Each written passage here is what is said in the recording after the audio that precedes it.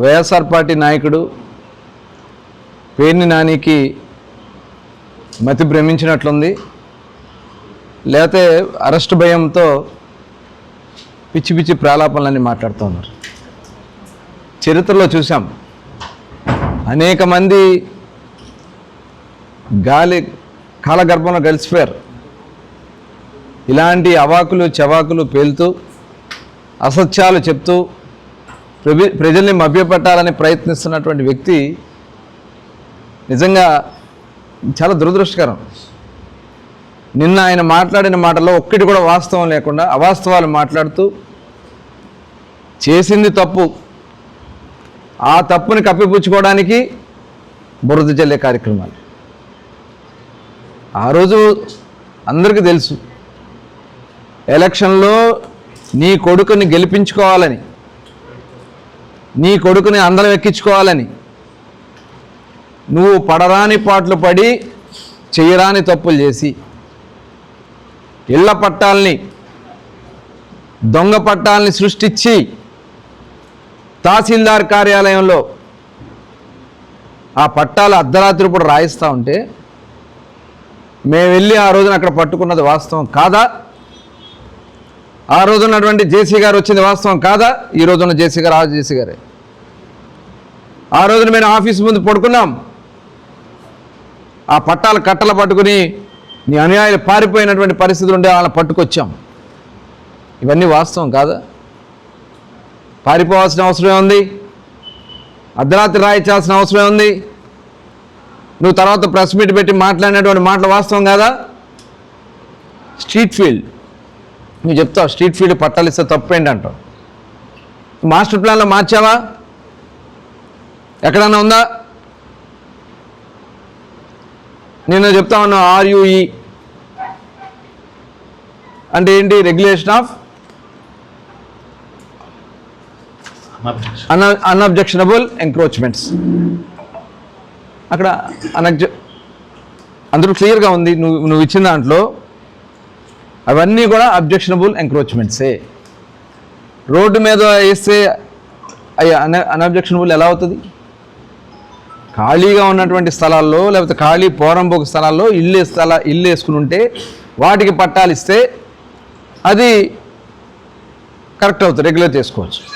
కానీ వాంటెడ్గా నువ్వు ఎన్నికల్లో నీ కొడుకుని గెలిపించుకోవాలని చెప్పి దొంగ పట్టాలు సృష్టించి అవన్నీ కూడా బయటకు వచ్చి దాని మీద విచారణ జరుగుతూ ఉంటే ఇవాళ గజ గజ గజ గజ వణికిపోతా ఉన్నాడు. పారిపోయారు తండ్రి కొడుకులు ఇద్దరు, ఇల్లు వదిలిపెట్టి పారిపోయారు. మీరు ఒక పచ్చి అబద్ధం ఆడుతూ ఉన్నారు. ఎన్నికల కోడ్ వచ్చే వరకు తహసీల్దార్గా సునీలే ఉన్నాడని చెప్పి పచ్చి అబద్ధం ఆడుతూ ఉన్నాడు. అసలు మనిషివా నువ్వు? వయసు పెరిగింది, సిగ్గు అనిపించట్లేదు. ఇంకా ప్రజలు బుద్ధి చెప్పారే, అతి దారుణంగా ఓడగొట్టారే నిన్ను. సిగ్గు లేకుండా ఇంకా వచ్చి పచ్చి అబద్ధాలు ఆడుతూ ఉన్నావే. నిన్న నువ్వు చెప్తా ఉన్నావు తహసీల్దార్ సునీలే ఉన్నాడు. మతి భ్రమించిందా? మైండ్ ఏమైనా దబ్బిందా నీకు? ఎలక్షన్ డ్యూటీ కింద అనపర్తిలో ఉన్నాడు. ఇవాళ ఇన్ని పచ్చి అబద్ధాలు ఆడుతూ ఇవాళ బియ్యం స్కామ్ ఏంటి? వాస్తవం కాదా? నీ గోడౌన్లో 8,000 బస్తాలు మాయమైంది, వాస్తవం కాదా? ఆ గోడౌన్ ఎవరి పేరు నుండి వాళ్ళ మీద విచారణ జరుగుద్ది. నీకు మీ భార్య మీద అంత ప్రేమ ఉంటే మానసికంగా అప్పుడే చచ్చిపోయాను అంటున్నావు. నీ భార్య మీద నీకు అంత ప్రేమ ఉన్నట్టయితే ఆ బియ్యం బొక్కేవాడివా? ఆ బియ్యం దొంగతనం చేసేవాడివా? లేకపోతే దొంగతనంగా అమ్ముకునేవాడివా?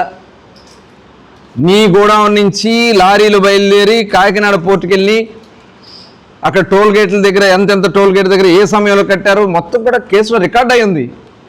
ఇంకా నువ్వు బొంకాలని చెప్పి ప్రయత్నిస్తున్నావు. నీ భార్య మీద ప్రేమ ఉన్నాడు అయితే నువ్వు అలాంటి తప్పుడు పనులు చేయవే. ఇవాళ నీతి కౌరులు చెప్తా ఉన్నావు. ఇవాళ ఆ రోజున పూర్తి విచారణ చేస్తావు. అందరికంటే ముందు కోర్టు పరిగెడతావు కదా.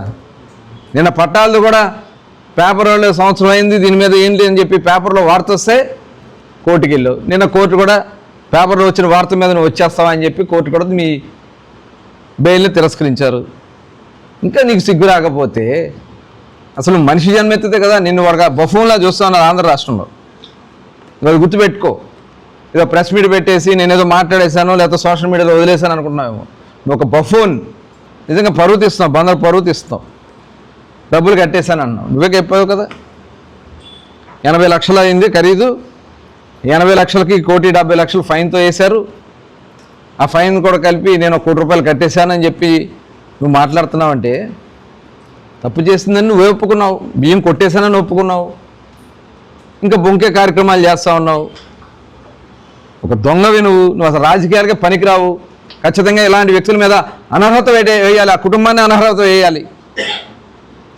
రాజకీయాల్లో పోటీ చేయడానికి అర్హులు కాకుండా చేయాల్సినటువంటి అవసరం ఉంది. ప్రభుత్వ సొమ్ముని కొట్టేస్తే ఇంకా వచ్చి నువ్వు ప్రెస్ మీట్ల ముందు మాట్లాడుతున్నావంటే ఖచ్చితంగా దీని మీద చాలా సీరియస్గా వెళ్తాం. దాంట్లో సమస్య లేదు.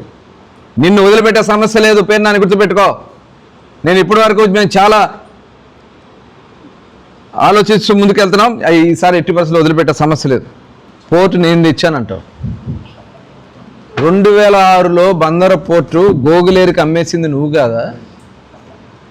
2006 సంవత్సరంలో నాకు రాజశేఖర రెడ్డి గారు ఆనాడు ముఖ్యమంత్రిగా ఉన్నప్పుడు సంతకం పెట్టాడు. నాకేం అభ్యంతరం లేదు, గోగులేరులో పోర్టు కట్టుకోండి అని చెప్పి. వస్తావా నువ్వు ప్రమాణం చేయటానికి? నీకు దమ్ముందా? నువ్వు మగాడుగా రా. బందర పోర్టుని ప్రజలు మేము కష్టపడి పోరాటం చేసి తెచ్చుకున్నాం. బందర పోర్టుని నువ్వేదో నేను తెచ్చా 2006 సంవత్సరం మేము మా ఉద్యమ ఫలితం అది. ఆ ఉద్యమ ఫలితంగానే బందర పోర్టు బందర్లో ఉంది. తర్వాత చెప్పావు మా అమ్మ మీదొట్టు పెద్దపట్నం పోర్టు అన్నావు. తర్వాత మళ్ళీ 2014లో పోర్టు పనులు స్టార్ట్ చేయకపోతే కోనేడు సెంటర్లో మోకాళ్ళ దండేసి ముక్కు నేలకు రాసి రాజకీయ సన్యాసం చేశానన్నావు. పిచ్చి వాగుడంతా వాగి ఇవాళ ఆ రోజున 2014లో మా ప్రభుత్వం వచ్చిన తర్వాత భూములకి సంబంధించినటువంటి land pooling, land purchasing, land acquisition 3 schemes పెట్టి రైతులకి 25 లక్షల రూపాయలు, 40 లక్షల రూపాయలు కూడా ఇచ్చి ముడా అనే సంస్థ పెట్టి భూములన్నీ కూడా ఎక్వైర్ చేసి ఒక మాస్టర్ ప్లాన్ తయారు చేసి పనులు. అప్పుడు కూడా చాలా గొడవలు చేశారు మీరు అందరూ వచ్చి. జగన్మోహన్ రెడ్డి గారిని 2 సార్లు తీసుకొచ్చారు, భూములు ఇవ్వకండి, భూములు ఇవ్వద్దని చెప్పి. ఆ రోజున మేము ముఖ్యమంత్రిగా చంద్రబాబు నాయుడు గారితో పనులు స్టార్ట్ చేస్తే తర్వాత మీరు వచ్చి పనులు ఆపేసి మళ్ళీ ఈనాటి పార్లమెంట్ సభ్యులు బాలశౌరి గారు పవర్ ఫైనాన్స్ కార్పొరేషన్ నుంచి కొంత లోన్ తీసుకొస్తే దాంతో ఎన్నికల ముందు స్టార్ట్ చేస్తే ఇవాళ మేము ఆ పనులు పూర్తి చేయిస్తా ఉన్నాం. ఇవాళ 65% పనులు పూర్తయినాయి. మీరు దాన్ని స్వార్థానికి వాడుకోవాలని మీరు చూశారు.